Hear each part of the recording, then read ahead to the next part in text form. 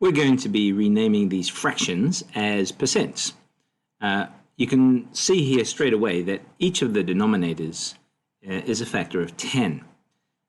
That's kind of helpful because it makes the whole process a little bit easier, particularly if we remember that percent means per 100, right? Or out of 100. Now that's kind of important, or helpful, I should say, if you look, for example, at the first one where it's 5 out of 10, but let's make it out of 100. So I multiply 10 by 10, or just add 0 onto it. Whatever I do to the bottom, I do to the top. Now it's out of 100. But it's 50 out of 100, and 50 out of 100, well, that's the percent, 50%. Let's drop down to this 40 out of 10, and we can do the same thing there. So it says 40 out of 10, but let's make it out of 100. So add a 0. Whatever I do to the bottom, got to do to the top. So it's 400 out of 100. So 400 is the percent. 400%. This one here says 16 out of 100, so that's already out of 100. So that's going to be 16%.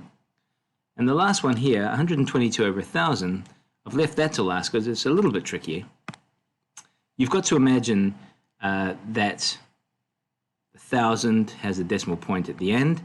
We need it out of 100, so we need to divide 1,000 by 10, which means I move the decimal point back one space. So it's not 1,000 anymore, it's 100.0. I don't need the 0 anymore. Okay. Whatever I do to the bottom, I got to do to the top. So whatever I do to the denominator, I got to do to the numerator. I moved the decimal point one space to the left, got to do the same to the top. And so that becomes 12.2. So if I just rewrite it next door here, just to tidy it up, it doesn't say 122 anymore. Remember, it says 12.2 over 100. And because it's out of 100, 12.2. Let's change that, sorry. 12.2 is the percent. And that's how it's done.